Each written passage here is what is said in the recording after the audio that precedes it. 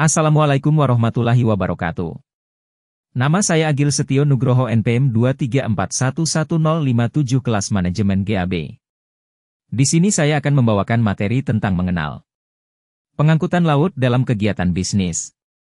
1. Pengertian pengangkutan laut. Pengangkutan laut adalah kegiatan memindahkan barang atau penumpang melalui jalur perairan, menggunakan kapal atau sarana transportasi laut lainnya. Pengangkutan ini merupakan salah satu moda transportasi yang paling efisien untuk mengangkut barang dalam jumlah besar dan jarak jauh, terutama untuk perdagangan internasional.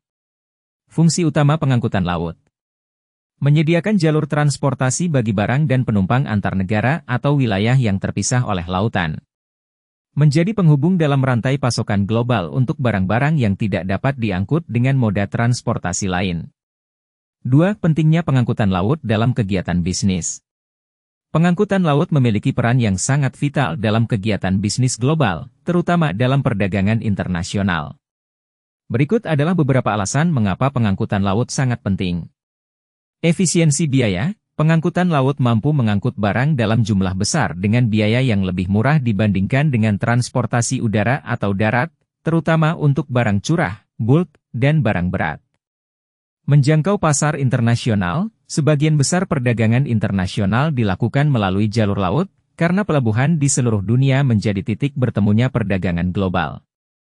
Kapasitas besar. Kapal-kapal besar, misalnya kapal kontainer, dapat mengangkut ribuan ton barang dalam satu perjalanan, yang memberikan keuntungan besar dalam hal kapasitas angkut. 3. Jenis-jenis pengangkutan laut. Ada beberapa jenis pengangkutan laut yang umum dilakukan dalam kegiatan bisnis, di antaranya: A. Pengangkutan barang. Kargo umum, general kargo barang yang diangkut dengan kapal dalam kemasan atau wadah seperti kontainer, palet, atau drum. Biasanya untuk barang-barang konsumen atau produk-produk yang sudah diproses. Barang curah, bulk kargo barang yang diangkut dalam jumlah besar tanpa kemasan, seperti bahan baku industri, batu bara, biji besi, gandum, atau minyak. Kargo cair, barang cair seperti minyak mentah, gas, atau bahan kimia yang diangkut dengan kapal tanker. B. Pengangkutan penumpang. Kapal penumpang digunakan untuk mengangkut orang antar pulau atau antar negara, seperti kapal feri atau kapal pesiar. C. Pengangkutan khusus. Roll-on, roll-off, ro-ro jenis kapal yang memungkinkan kendaraan atau barang untuk roll-on, naik, dan roll-off, turun dari kapal, seperti kapal untuk mengangkut mobil atau truk.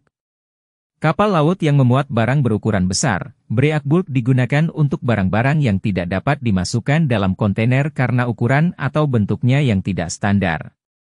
4. Peran pelabuhan dalam pengangkutan laut. Pelabuhan adalah titik utama dalam proses pengangkutan laut. Di pelabuhan, terjadi kegiatan bongkar muat barang, penyimpanan sementara, dan distribusi barang ke tujuan akhir. 5. Tantangan dalam pengangkutan laut. Meskipun pengangkutan laut menawarkan banyak keuntungan, ada beberapa tantangan yang dihadapi oleh industri ini, seperti cuaca dan kondisi alam. Cuaca buruk dan gelombang besar dapat menghambat kelancaran pengangkutan, menyebabkan keterlambatan dan kerusakan barang. Masalah keamanan dan perompakan, beberapa jalur pelayaran internasional, seperti di sekitar Selat Malaka, rentan terhadap ancaman perompakan. Regulasi dan kepatuhan, perusahaan pengangkutan laut harus mematuhi berbagai regulasi internasional dan lokal terkait keselamatan, perlindungan lingkungan, dan tarif pelabuhan. Kemacetan di pelabuhan, kemacetan dan keterlambatan di PEL.